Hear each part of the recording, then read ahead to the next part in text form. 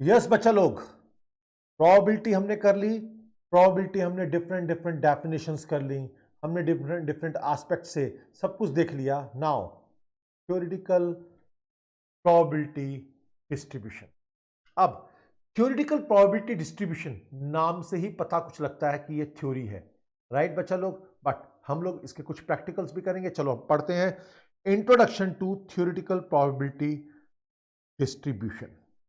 Earlier in statistics, we have discussed about the frequency distribution.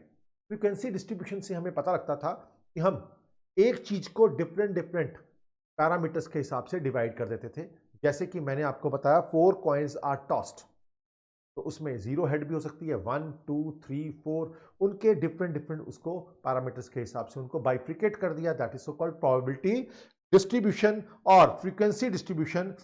Similarly, in probability distribution, we will distribute total probability into different mass point. यही मैंने अभी आपको बताया, जैसे कि 0 1 2 3 4 heads when 4 coins are tossed. In case of discrete random variable or in continuous variable, so called theoretical distribution, as it does exist only in theory. Now what does it mean? Now the thing is, it refers, अगर हम बोलें, it refers to those distribution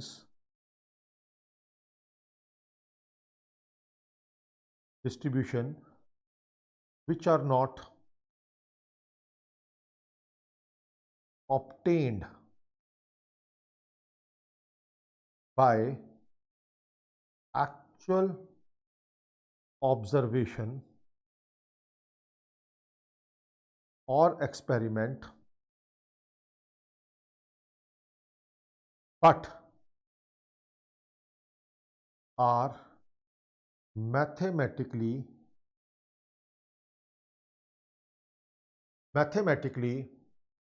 reduced under certain assumptions. Right अब इसको हम लोग probability distribution भी बोलते हैं और एक्सपेक्टेड फ्रीक्वेंसी डिस्ट्रीब्यूशन भी बोलते हैं। क्लियर आपके पास? यानी कि it mathematically defined, right? It's mathematically defined and observed frequency distribution in many a case may be regarded as a sample representative part of a large unknown boundless universe और population. यानी कि population को हम मान सकते हैं कि जितना मैक्सिमम बड़ा हो सकता है वो चीजें हैं। अब उसमें से जो हम रिप्रेजेंटेटिव लेते हैं उसको हम बोलते हैं सैंपल। अब मैं आपको एक छोटा सा एग्जांपल देता हूं। फॉर एग्जांपल, हम जब चावल पकाते हैं, एक बर्तन में हम चावल बनाने के लिए रख दिया, चावल बन रहा है, थोड़ी देर बाद हम जाते हैं और उसमें से एक दाना निकालते हैं। अब देखिए पूरा बर्तन में चावल ही चावल है, बट वो पॉपुलेशन है। अब उसमें से जो मैंने एक दाना निकाला वो क्या है? सैंपल है। क्लियर आपके पास? जो पैरामीटर्स गिवन बाय पॉपुलेशन, मतलब कि पूरे चावलों का हिसाब किताब होगा, और उसमें से जो मैं एक दाना निकालूंगा उसको मैं बोलता हूं सैंपल। क्लियर? हम उसको चेक करेंगे कि हाँ ये अच्छे से पक गया या नहीं पक गया। अगर ठीक है तो डिसीजन होता है ठीक बात है, नहीं तो हम थोड़ा सा और शॉर्ट टर्म के लिए क्या करते हैं? वेट करते हैं। अब मैं चावल बनाना तो सिखा दिया, बल्ब की फैक्ट्री में जाते हैं, मैंने 1000 बल्ब बनाए। अब मैंने देखा कि कितने बल्ब की मेरे पास जो एवरेज लाइफ है वो क्या है, वो भी हम लोग क्या करते हैं, उसमें से कुछ बल्ब लेते हैं, उनको हम लोग टेस्ट करते हैं और टेस्ट के हिसाब से ही हम उनकी एवरेज लाइफ देते हैं। तो सारे बल्ब बने फैक्ट्री में वो पॉपुलेशन है, और जो कुछ बल्ब जिनको हमने टेस्ट के लिए रखा वो सैंपल है। क्लियर आपके पास? Now we may be interested to know the form of such distribution. Theoretical probability distribution may be profitably employed to make short term projections of the future. अभी मैंने बताया कि चावल के दाने को चेक किया, फिर हम क्या करते हैं, देखा बन गया तो ठीक बात है, नहीं तो हम थोड़ी देर के बाद वेट करते हैं, थोड़ी देर वेट करते हैं और फिर दोबारा चेक करते हैं। क्लियर आपके पास? Now statistical analysis is possible only on the basis of theoretical probability distribution.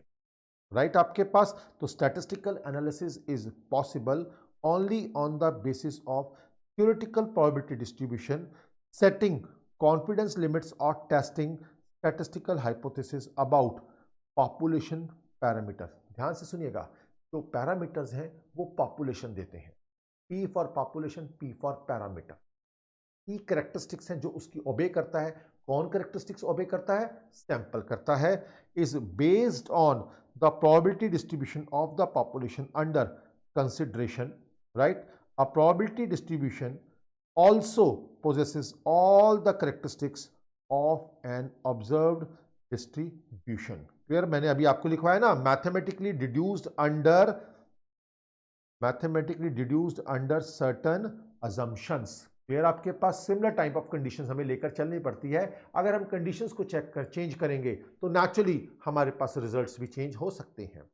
Right now अगर मैं आपको बोलूं, it is used for comparing expected and observed frequency। Clear आपके पास? अभी मैंने ऊपर बताया refers to those distribution which are not obtained by actual observations or experiment but are mathematically deduce. तो एक होगा हमारे पास ऑब्जर्व्ड, एक होगा एक्सपेक्टेड। एक्सपेक्टेड जो हम सोचते हैं, ऑब्जर्व्ड जो करने के बाद आता है, एक्सपेरिमेंट करने के बाद आता है हमारे पास। राइट? जैसे कि मैंने 4 कॉइन टॉस किए, ऑब्जर्व करूंगा कि 2 हेड्स 2 टेल्स आ जाए, बट नहीं, वो तो 0 भी हो सकता है, 1 भी हो सकता है, वो मेरे पास क्या होगा? ऑब्जर्व्ड होगा। क्लियर आपके पास? Next, it is used in statistics used to determine probabilities when combined with empirical formula। Clear आपके पास? इस चीज का भी ध्यान रखेंगे और ये हमारे पास helps in decision making. Right? और हमारे को डिसीजन मेकिंग में हेल्प करता है। जैसे कि मैंने देखा कि चावल बन गया या नहीं बन गया, तो फिर हम डिसीजन लेते हैं कि थोड़ी देर रुका जाए। क्लियर हमारे पास? नाउ और हमारे पास ये तो पता ही है कि होल पॉपुलेशन की जगह पर हम सैंपल डिस्ट्रीब्यूशन से उसकी स्टडी कर लेते हैं। क्लियर आपके पास? नाउ अब हम देखते हैं statistical analysis is possible only, ये तो हमने पढ़ लिया, basis of theoretical probability distribution. A probability distribution also possess all the characteristics of an observed distribution. We defined mean mu, median mu dar, mod mu naught, standard deviation this one, exactly same way that we have done earlier. Again, a probability distribution may be either a discrete probability distribution or a continuous probability distribution depending on the random variable under study, की किस random variable के under हम study कर रहे हैं, कि वो discrete है कि कॉन्टिन्यूस है। Now it is used to say things about what the whole population is probably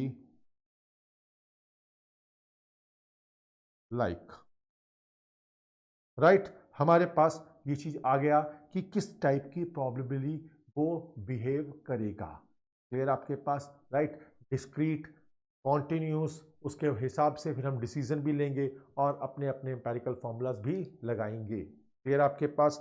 now हमारे को पता है कि यहां पर रॉ डाटा आता है, ध्यान सुनिएगा। अगर कल मैं आपको बोलूं they are based on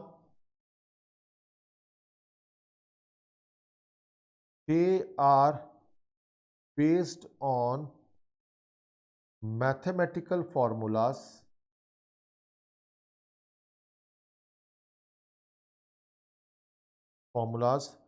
and logic rather than on empirical observation, इसको बोलते हैं हम लोग रॉ डाटा। क्लियर? आपके पास इस चीज का ध्यान रखेंगे। क्लियर? आपके पास they are based on mathematical formulas and logic rather than on empirical observation. Clear? ऐसे ही नहीं है कि उठा के देख लिया, नहीं, हमने फॉर्मूलाज लगाएंगे, प्रोबेबिलिटीज का हिसाब किताब देखेंगे। जैसे कि मैं अगर आपको बोलूं कि कॉइन इज टॉस्ड 160 टाइम्स, अब उसमें से, ठीक है ना, अ कॉइन, अब हेड की प्रोबेबिलिटी आने की कितनी है, 1/2 है, टेल की प्रोबेबिलिटी 1/2 है, हम उसके हिसाब से निकाल लेंगे। बट अगर मैं बोलूं अ कॉइन इज टॉस्ड 4 टाइम्स, अब यहां पर 0 head, 1 head, 2 head, 3 head, 4 head, इनकी प्रोबेबिलिटीज डिफरेंट हो जाएंगी, तो उसमें हमारे पास क्या हो जाएगा, सब कुछ अलग केस बन जाएगा। क्लियर? तो हमारे पास expected with respect to summation of p i x i, वो वाले हिसाब से हम यहां पर सब कुछ करते हैं। इसी हिसाब से ही हम ये इस लेसन को पढ़ेंगे। Now it is divided into 2 parts, discrete probability distribution, इसमें बाइनोमियल डिस्ट्रीब्यूशन है, पॉइजन डिस्ट्रीब्यूशन है and uniform distribution. Clear? Then continuous probability distribution, ये आ गया discrete probability. Continuous probability distribution, यहां पर हमारे पास आ जाएगा normal distribution, chi square, it is denoted by this sign, student distribution और टी डिस्ट्रीब्यूशन, और बाद में हमारे पास आएगा एफ डिस्ट्रीब्यूशन। क्लियर बच्चा लोग? आपके पास हम सिलेबस में जो ज़्यादा पढ़ेंगे वो यही पढ़ेंगे, राइट? बट मैं आपको इनका बताऊंगा कि इनका मतलब क्या है।